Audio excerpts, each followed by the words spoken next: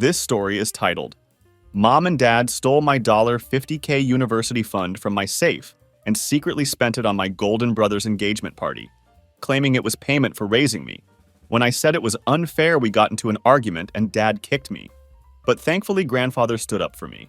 Hey Reddit, my name is Marcus, and I'm 23 years old. I honestly don't even know where to begin with this story. My life has turned into some kind of twisted family drama that I still can't believe actually happened to me. If you're settling in to read this, buckle up, because this is going to be a long one. I guess I should start from the beginning to give you the full picture. My family situation went from kind of crappy to a complete nuclear meltdown, and it all happened within the span of just a few months.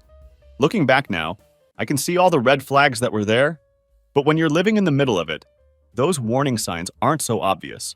It all started the summer after my high school graduation. I was actually pretty excited about starting university in the fall. I had picked a place close to home because, let's be real, university is expensive as hell, and commuting seemed like the smart financial move. I had managed to save up some money from my part-time job working at this local auto repair shop. I'd always been into that kind of work, tinkering with cars and learning how engines worked. I figured that with a little help from my parents, I'd be able to make the whole college thing work out financially. Yeah, well, about that help part. One night in August, my parents sat me down at our kitchen table. I thought it was going to be one of those standard talks that parents give after graduation. You know, the "we're so proud of you" speeches where they get all sentimental about watching you grow up. Instead, I got hit with what I now call the "you're an adult now" speech that completely blindsided me.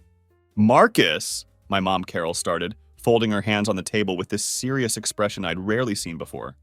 You're an adult now, and your father and I think it's time you start taking responsibility for yourself. My dad, Stephen, nodded along in agreement. We've decided we won't be paying for your university expenses, he continued. Not tuition, not books, not gas for commuting. It's not because we don't want to help you, but because it's important that you learn the value of money and what it means to work for what you want. I just sat there blinking at them, thinking this had to be some kind of weird joke or test. But no, they were completely dead serious about this bombshell they'd just dropped on me. Then my dad, who's usually the quiet one in most family discussions, dropped another bomb that hit even harder. And if you want to continue living here while you go to school, you'll need to start paying rent plus covering your own groceries. It's only fair that you contribute to the household expenses. Fair. He said it was fair. I was literally sitting in the same kitchen where they still had my height markers penciled on the wall from when I was a kid. Still sleeping in my childhood bedroom with model cars I'd built when I was 14 displayed on the shelves, and now they wanted me to pay rent like I was some random tenant. For some context about my family's financial situation, my parents aren't struggling for cash by any means.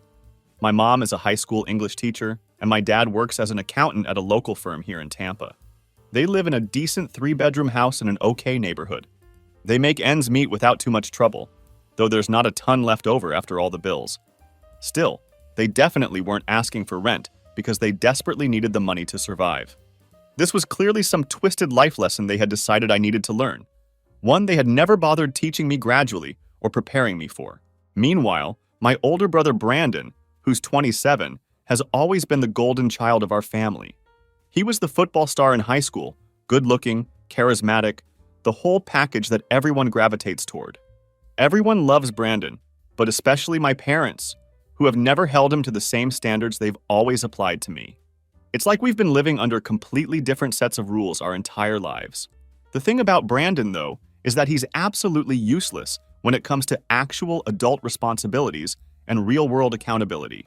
Since graduating from college, which my parents fully paid for without question, he's bounced between about 7 different jobs, never staying anywhere longer than a few months. There's always some excuse. His boss was unbearable, the job was beneath his skill level, or whatever reason he came up with that particular week to justify quitting without notice.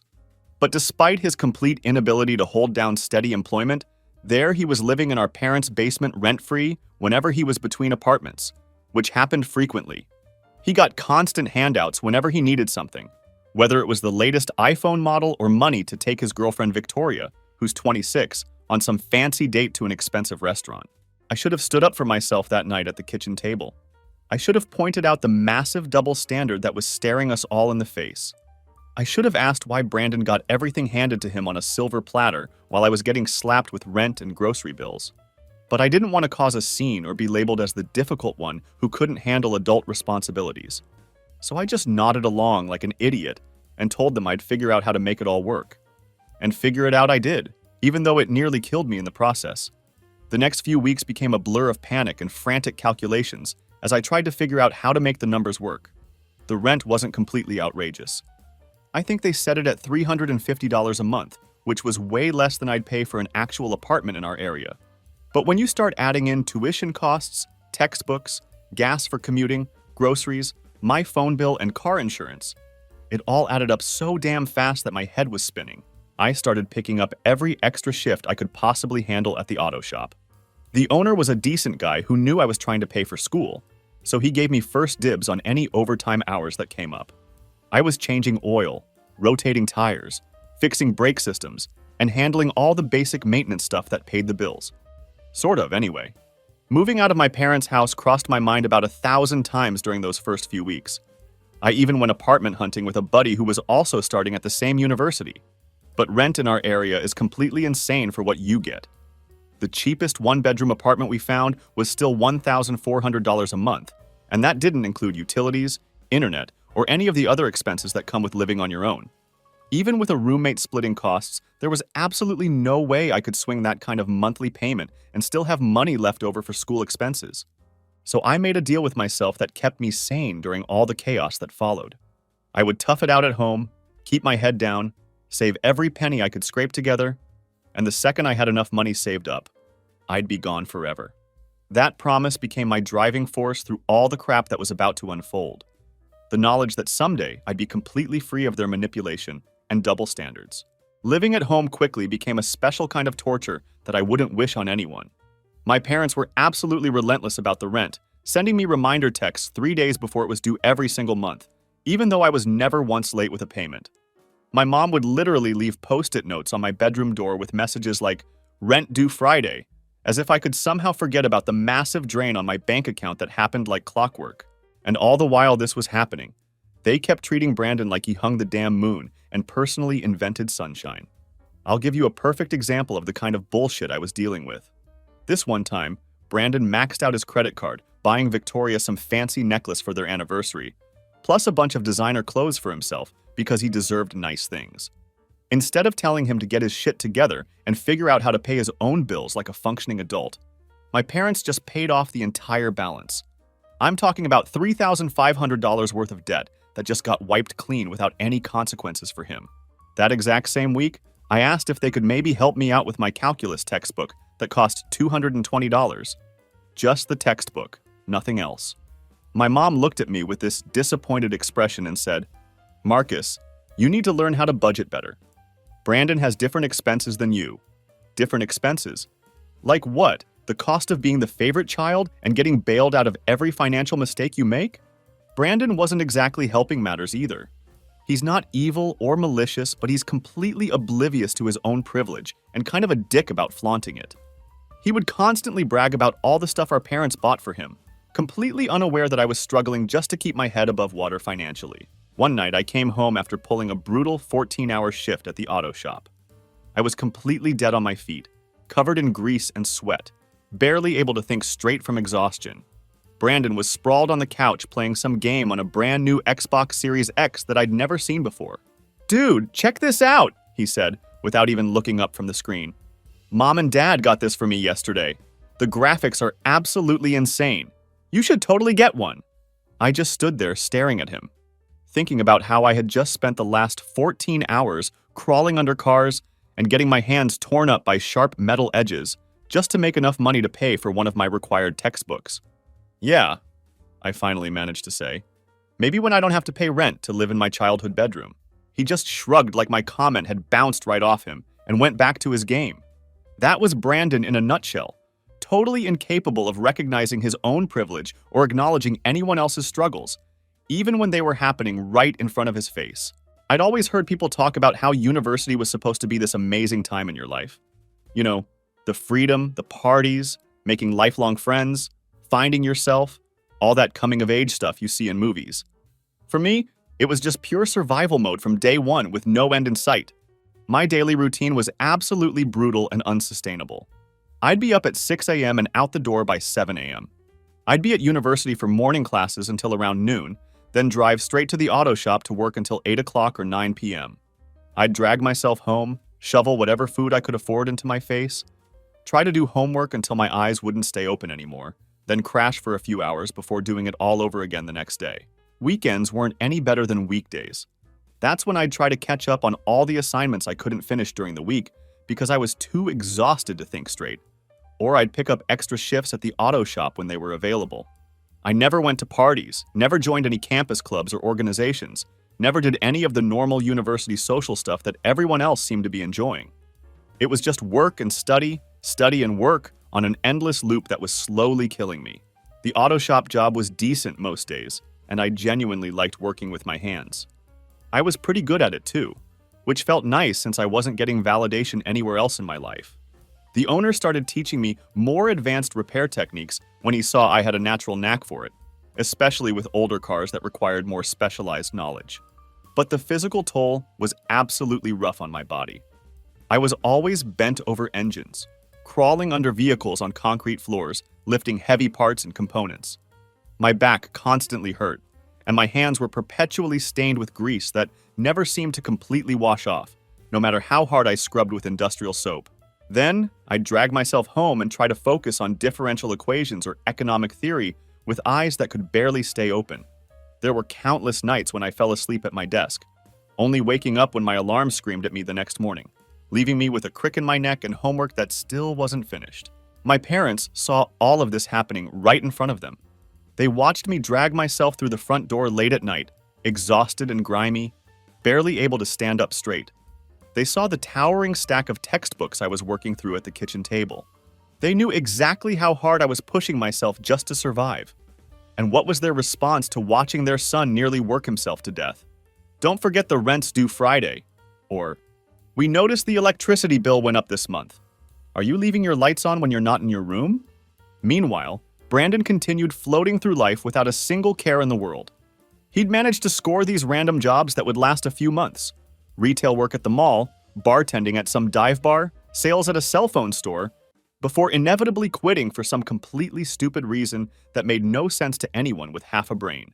But somehow, he always had cash for going out with his friends on weekends, or buying random crap for Victoria to keep her happy. I'd come home from a brutal shift that left me feeling like I'd been hit by a truck, only to find him playing video games in the middle of the day, like he didn't have a care in the world. And Mom would be asking him if he wanted anything special for dinner, treating him like a guest at a luxury hotel instead of a grown man who should be contributing to society. The contrast was so stark it was almost laughable if it wasn't so infuriating. The financial stress was absolutely unreal and constant. Even with all the hours I was working, pulling overtime whenever it was available, I was constantly broke. There were weeks when I'd open my banking app and just stare at the balance, $42.37, wondering how the hell I was going to stretch that pathetic amount until my next paycheck arrived. One particularly bad month, I realized I wouldn't have enough money for both rent and my portion of the car insurance payment.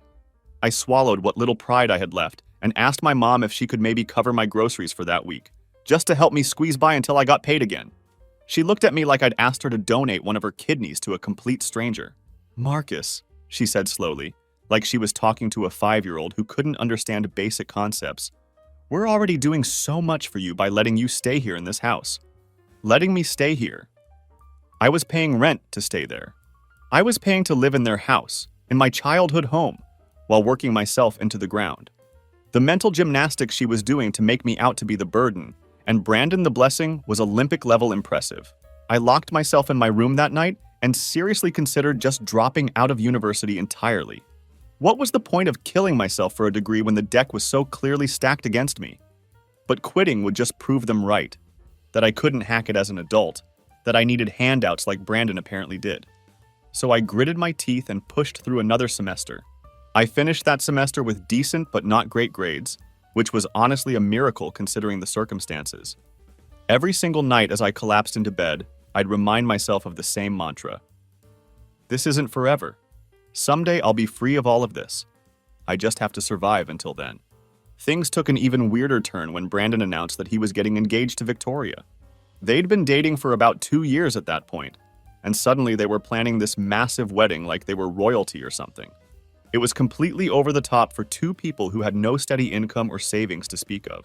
Victoria had always given off major bridezilla vibes, even before she had an actual ring on her finger. She was constantly posting on Instagram about her dream wedding ideas and creating these elaborate Pinterest boards with thousands of pins showing exactly what she wanted. But now that the engagement was official, she wanted the full fairy tale wedding experience with all the bells and whistles money could buy. And guess who was going to be footing the bill for this extravaganza? If you guessed my parents, you'd be absolutely right. I started noticing my parents and Brandon huddled around the kitchen table at all hours, looking at wedding venues online or flipping through thick catering menus like they were planning a presidential inauguration. My mom was constantly on the phone with various vendors, discussing elaborate flower arrangements and professional lighting options with the enthusiasm of someone planning the social event of the century. One night, I overheard them talking about deposits for different services, and Brandon was clearly stressing about some payment that was due. My mom just patted his hand reassuringly and said, "Don't worry about the money, sweetie. Dad and I will make it work. This is your special day, and we want it to be perfect." Meanwhile, that exact same week, my car desperately needed an oil change, and I was so completely broke that I couldn't even afford the $55 to buy the supplies and do it myself at the auto parts store. When I asked if they could loan me the money until my next paycheck, which was literally coming in a week, my dad said, "Money's tight right now, Marcus. You need to plan better for these kinds of basic expenses." Tight enough that they couldn't loan me $55 that I was going to pay back in 7 days, but apparently not too tight for whatever ridiculous deposit they were putting down on Brandon's dream wedding venue. A few days later, Brandon came home practically bouncing off the walls with excitement.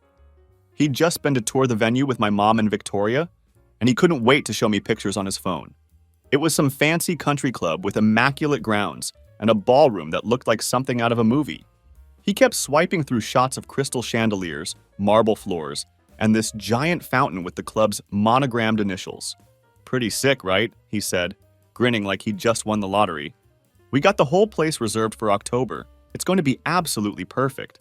I scrolled through the photos on his phone, trying to keep my facial expression neutral while my brain was calculating how much this was all going to cost. "Looks expensive," I finally said, unable to keep the skepticism out of my voice. "How exactly are you affording all of this?" I didn't realize part-time cell phone sales came with a wedding planning budget. Brandon just laughed and took his phone back, completely missing the sarcasm in my tone.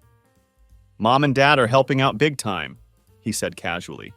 "They told me that every guy deserves to have his dream wedding day, and they want to make sure Victoria and I get the perfect start to our marriage.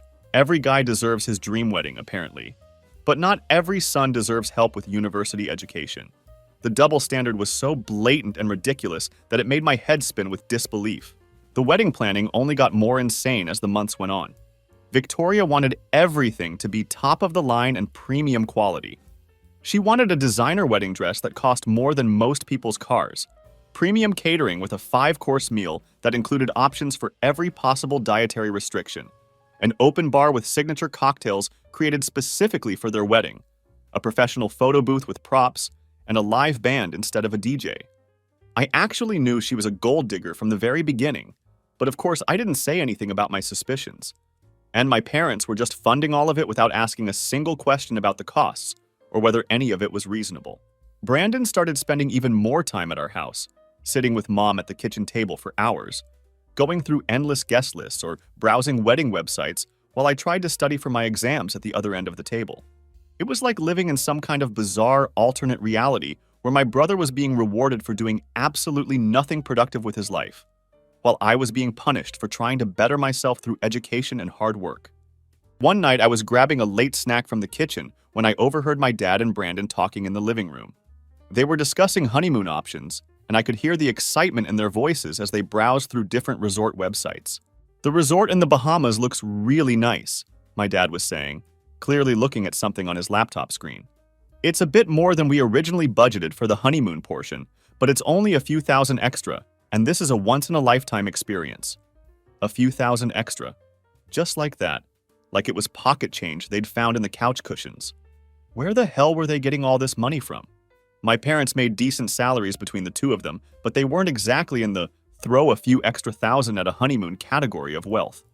And if they somehow had this much cash just sitting around waiting to be spent, why was I surviving on ramen noodles 4 nights a week and picking up every disgusting oil change shift that nobody else wanted just to keep my electricity from getting turned off?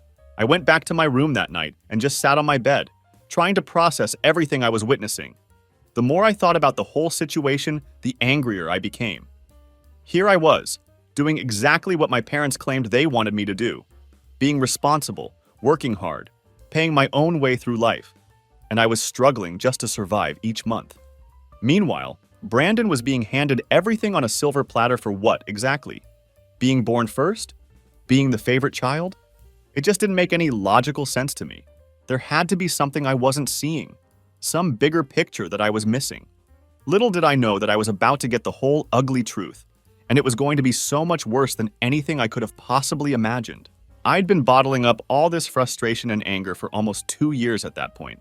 I never really talked to anyone about what I was going through, because honestly, what was the point? My friends were dealing with their own university struggles and financial problems. And bringing any of this up to my parents was like talking to a brick wall. They'd made it crystal clear where their priorities lay, and it definitely wasn't with me or my future. But one night, after a particularly brutal week, where I'd worked 65 hours at the auto shop while battling a nasty cold that I couldn't afford to take time off for, I came home to find that my parents had bought Brandon and Victoria matching Apple Watches as an engagement present. That was my breaking point. I just couldn't hold it in anymore. I waited until I was alone in my room, then picked up my phone and called my Grandpa Frank. Grandpa Frank is my dad's father, and he's always been the coolest, most genuine guy I know. He owned this classic car restoration shop for about 45 years before he retired, and growing up, I spent every weekend I possibly could at his shop, learning how to sand down body panels, mix paint colors to get the perfect match, and restore these beautiful old machines to their former glory. He was incredibly patient with me throughout my childhood, never getting annoyed when I'd ask a million questions about every single tool and technique, or when I'd inevitably mess something up because I was trying to move too fast. He never judged me or pushed me to be something I wasn't. He just let me be myself and learn at my own pace, which was something I desperately needed. We hadn't talked much since he retired a few years back. He and my grandma had been traveling around the entire country in their vintage Airstream trailer, visiting national parks and classic car shows, living the retirement dream they'd worked toward for decades. They'd only recently settled back into their old house after deciding they wanted to spend more time with family while they were still healthy enough to enjoy it. I probably should have reached out to him earlier, but I didn't want to burden him with my problems. He was finally enjoying his retirement and getting to do all the things he'd put off while building his business from the ground up. But that night, I couldn't hold it in anymore. I needed someone who would actually listen to me and maybe offer some perspective on what felt like an impossible situation. When he picked up the phone, I felt my shoulders relax for the first time in what felt like forever. "Hey, kiddo," he said, his voice gruff but warm in that familiar way. "Long time no talk. What's going on with you these days?" And I just let it all out. Everything. How I'd been working myself to the bone while my parents made me pay rent in my childhood home. How they refused to help with my education, but were throwing this lavish wedding for Brandon. How they constantly made me feel like a burden while treating Brandon like he hung the moon and personally created sunshine. I told him about the car maintenance I couldn't afford, the textbooks I had to buy secondhand with missing pages because that's all I could manage financially, and the nights I'd gone to bed hungry because I couldn't afford groceries that week and was too proud to ask for help again. Grandpa listened quietly, making occasional sounds of understanding. But as I started talking about the latest wedding expenses, the honeymoon in the Bahamas, the designer dress for Victoria, all the premium upgrades they kept adding, I heard him make this weird noise, like he had just figured something out that had been bothering him. "Marcus," he interrupted me, his voice suddenly becoming serious in a way I'd rarely heard before. "Didn't your parents use the money I gave them for your education?" I stopped mid-sentence, completely confused. "What money are you talking about?" There was a long, heavy pause on the line that seemed to stretch on forever. When Grandpa finally spoke again, his voice had completely changed. It wasn't angry yet, but there was a sharpness to it that I'd never heard from him before, like he was trying to control himself.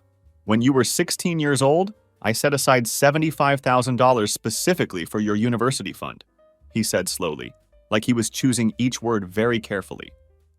I gave that money to your parents to put in a special education account for you. It was supposed to cover your tuition and living expenses when you started school. Are you telling me they never mentioned any of this to you? I felt like someone had just punched me in the gut and knocked all the air out of my lungs. The world seemed to tilt sideways for a second as my brain tried to process what I was hearing. What? They never said anything about any money, I finally managed to say, my voice barely above a whisper. Not a single word.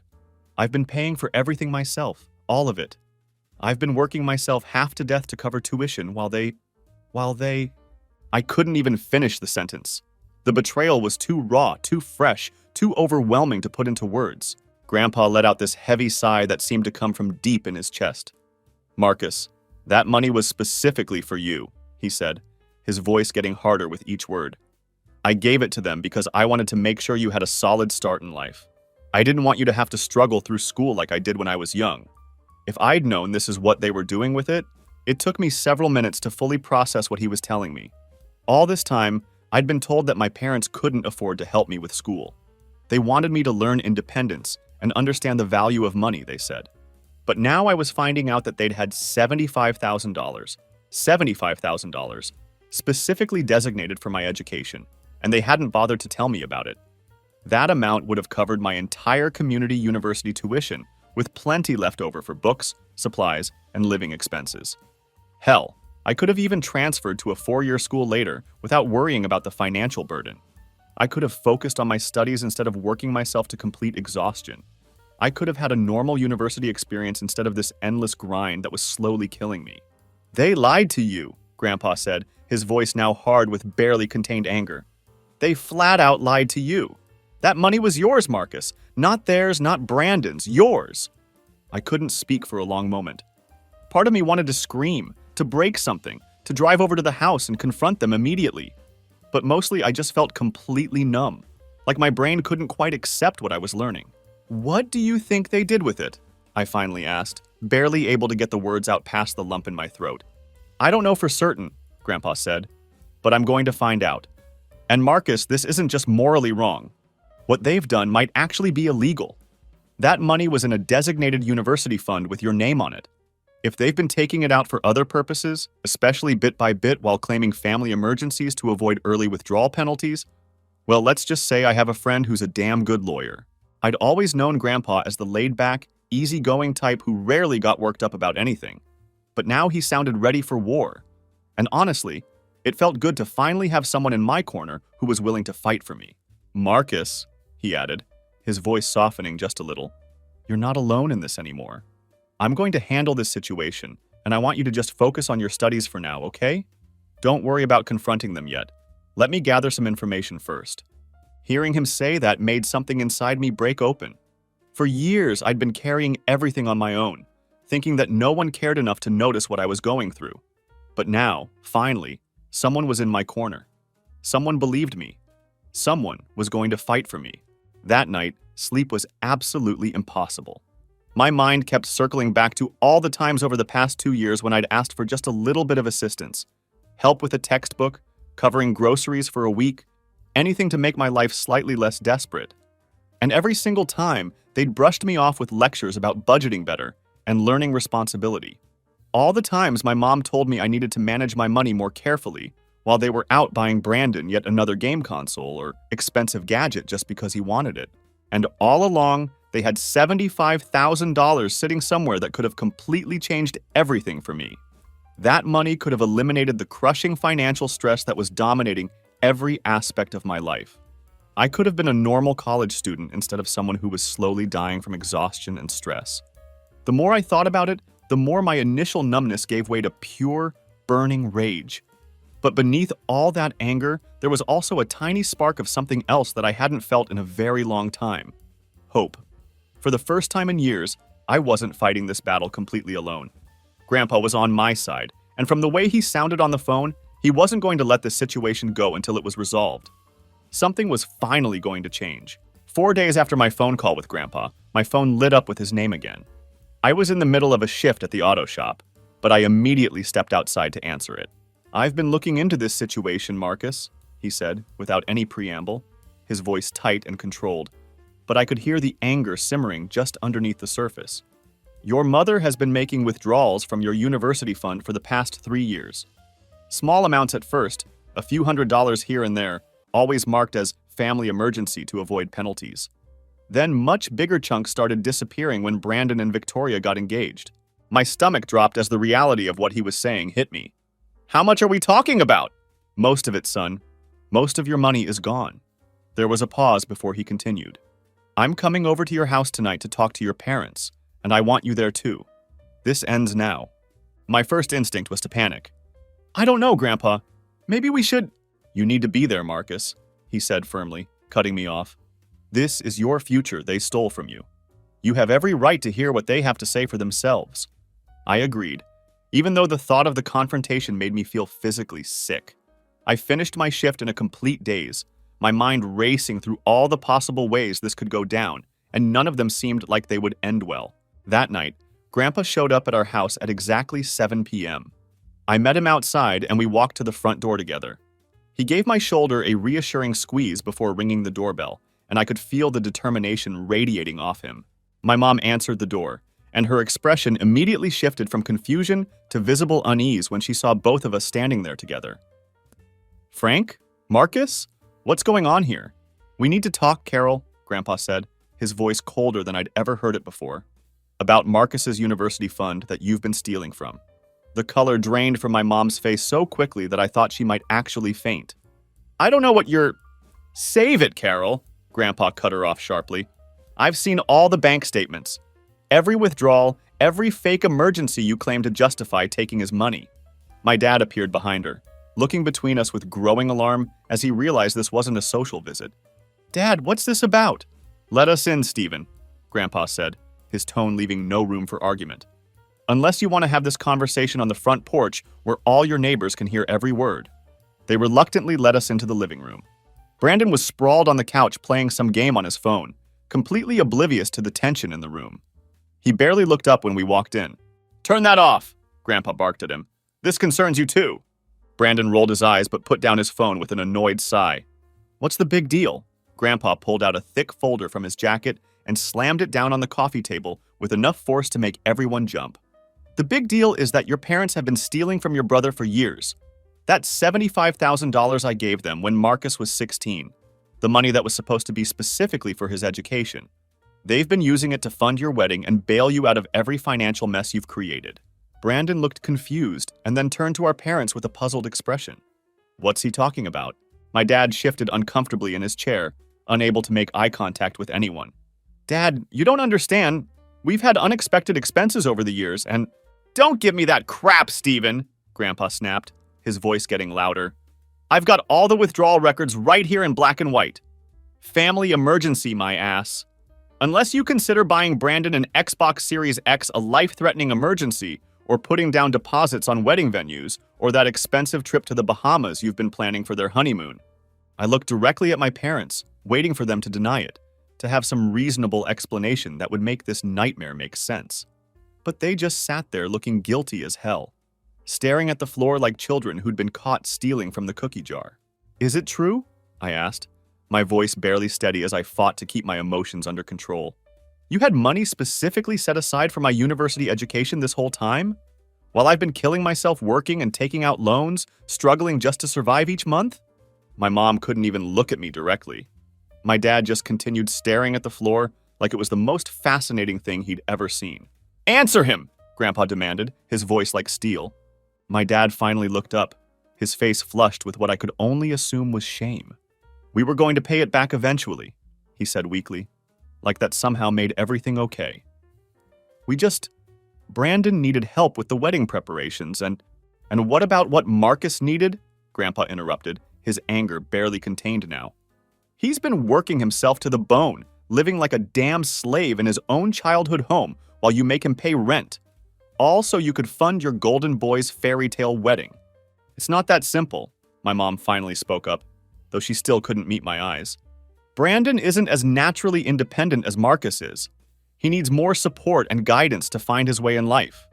I couldn't believe what I was hearing come out of her mouth. So because I'm responsible and work hard, I get punished for it?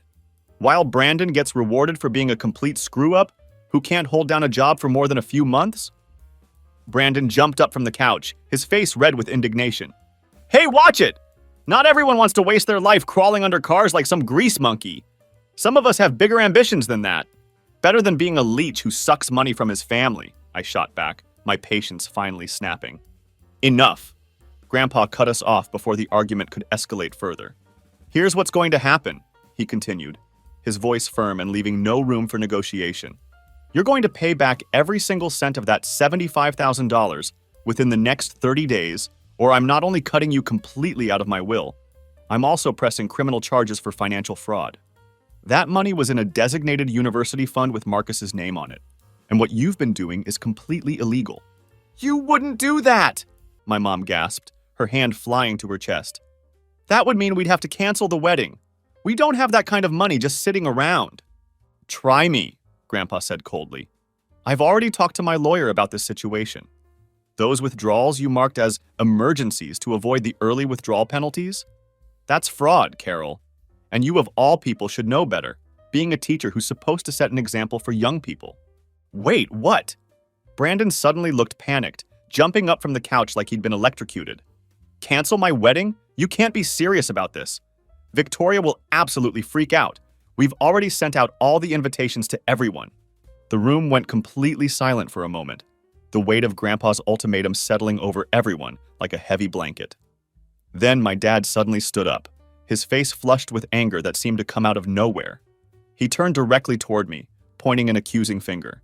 This is your fault, he yelled, his voice shaking with rage. You went behind our backs to your grandfather instead of talking to us like a man would have done. I tried talking to you for years, I yelled back, standing up to face him. Every single time I asked for help with school, you shut me down and told me to be more responsible. You told me to stand on my own 2 feet and learn the value of hard work. While the whole time you were using my money to spoil him. I gestured angrily toward Brandon. We are your parents, Dad yelled, stepping closer to me in a way that felt threatening. We decide what's best for this family, not you, and certainly not him. He jabbed a finger toward Grandpa. Best for the family?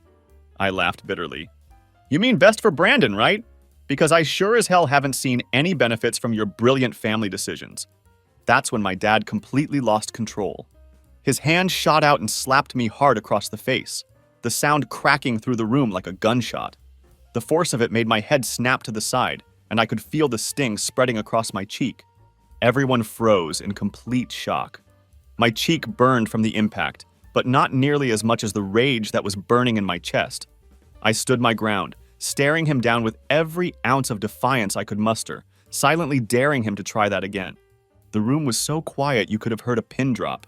Grandpa immediately stepped between us, his body tense like he was ready to throw a punch of his own if my dad made another move toward me. You just made a huge mistake, Stephen, he said, his voice deadly quiet, in a way that was somehow more terrifying than if he'd been yelling.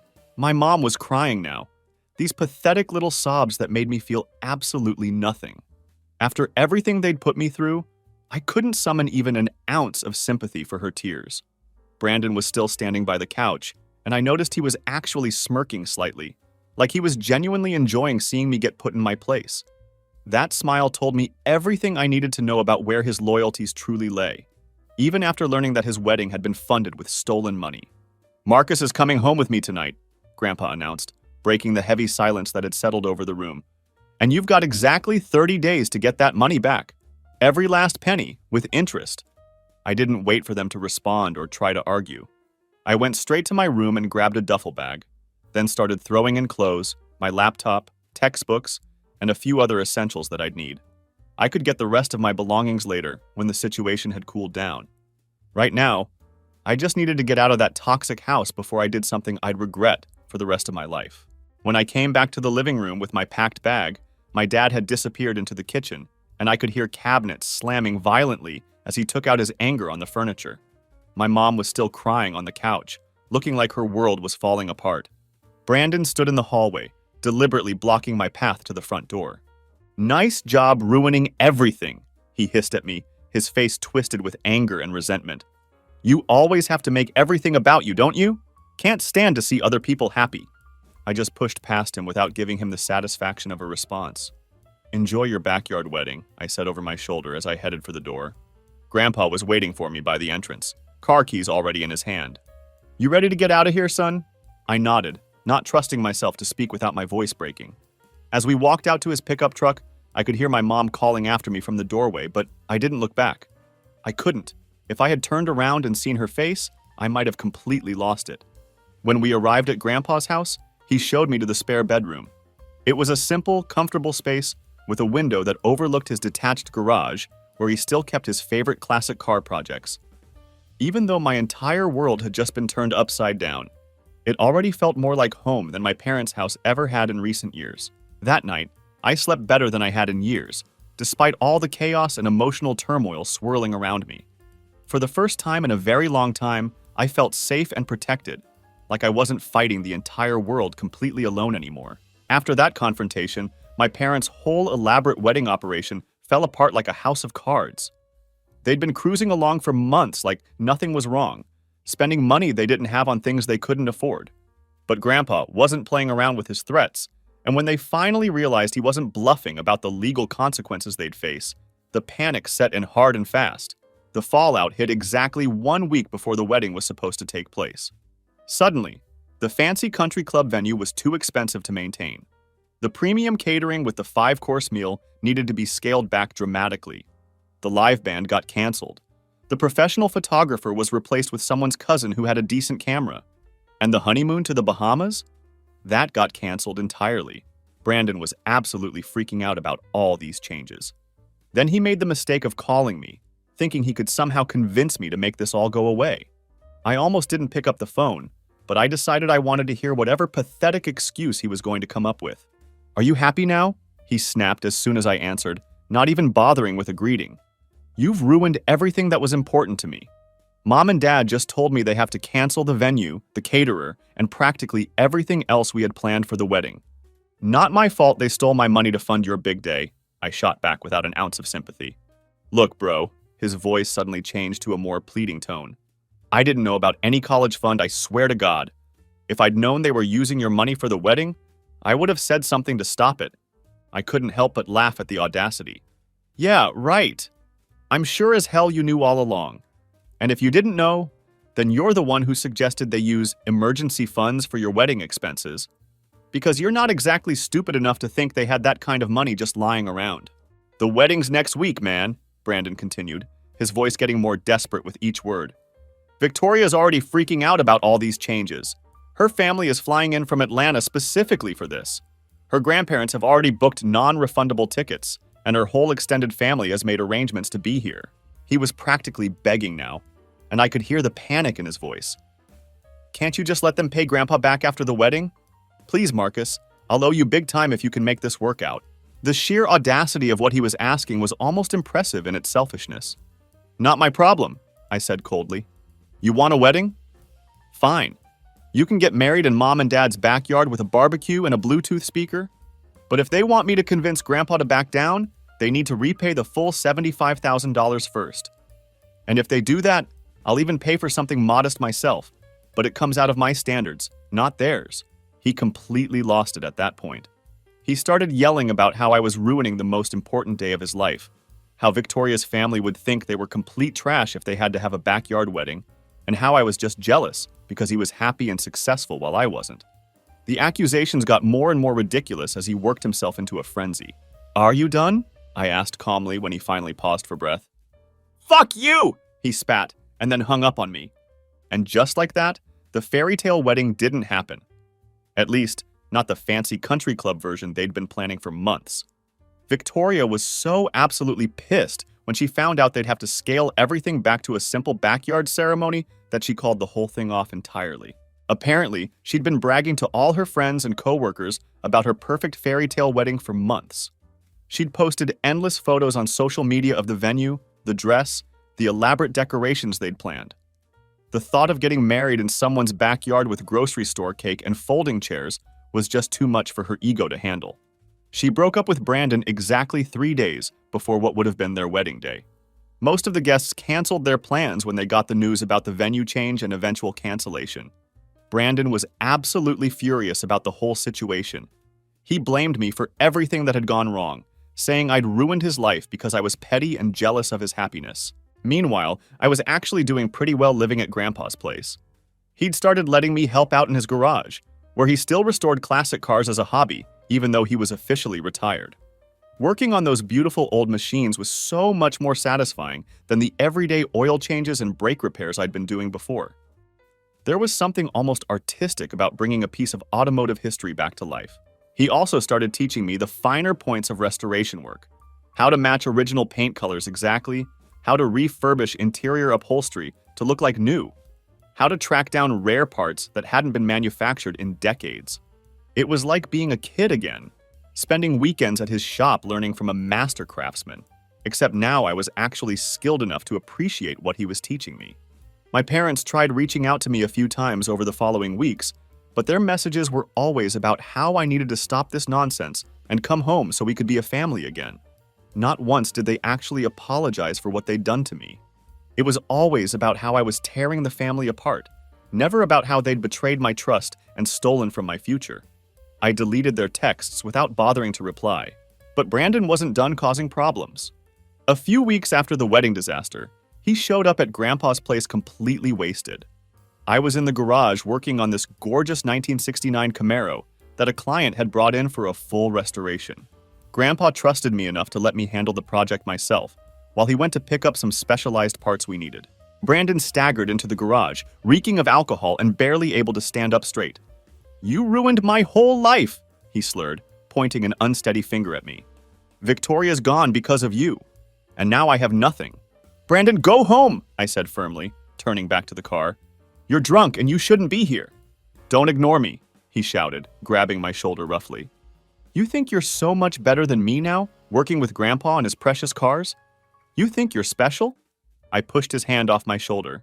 "Brandon, seriously, get out of here before you do something really stupid that you'll regret." But he was too far gone to listen to reason. He looked at the beautiful Camaro I'd been working on, then back at me, and I saw something ugly and vengeful cross his face. "Nice car," he said with a nasty smile, picking up my keys from the workbench. "Let's see how well it drives." Before I could stop him, he jumped into the driver's seat and started the engine. I ran after him, yelling for him to stop, but he was already backing out of the garage recklessly. "Brandon, stop! That's a client's car!" I screamed, but he just flipped me off and peeled out of the driveway like a maniac. I immediately called Grandpa in a complete panic, then called the police to report the theft. They found Brandon about an hour later, and the situation was even worse than I'd feared. He had sideswiped a parked car and scratched the hell out of the Camaro's passenger side before abandoning it in a mall parking lot and apparently trying to walk home. I pressed charges against him. I really didn't want to take legal action against my own brother, but that car was worth over $120,000 after the restoration work was completed, and the damage Brandon had caused was going to cost thousands of dollars to fix properly. Plus, Grandpa said it was finally time for Brandon to face some real consequences for his actions, for once in his life. My parents begged me to drop the charges, saying that Brandon was going through a really rough time emotionally and didn't mean to cause any harm. They tried to paint it as some kind of mental health crisis instead of what it really was, a grown man having a drunken tantrum and destroying other people's property. But I was completely done with their endless excuses for his behavior. Brandon ended up getting charged with a DUI, since he was clearly intoxicated when they found him. He also had to pay for all the damages to both the Camaro and the car he'd hit. Plus, he got sentenced to 120 hours of community service. For the first time in his life, he actually had to face the consequences of his actions without Mommy and Daddy swooping in to save him. As for the $75,000 that my parents had stolen from my university fund, they eventually did pay it back in full. But it wasn't because they suddenly developed a conscience and wanted to do right by me. They only repaid the money because Grandpa wasn't bluffing about cutting them out of his will. And more importantly, he wasn't bluffing about pressing criminal charges for financial fraud. My mom could have actually lost her teaching license if Grandpa had followed through with legal action, since teachers are held to higher ethical standards. I used part of that recovered money to finish my university degree without having to work myself to death at the auto shop. For the first time in years, I could actually focus on my studies instead of constantly worrying about whether I'd have enough money for rent and groceries. The difference in my academic performance was incredible. Turns out I'm actually pretty smart when I'm not exhausted and stressed out of my mind. I put the rest of the money towards starting my own classic car restoration business, with Grandpa's guidance and mentorship. He taught me everything he'd learned over decades in the industry.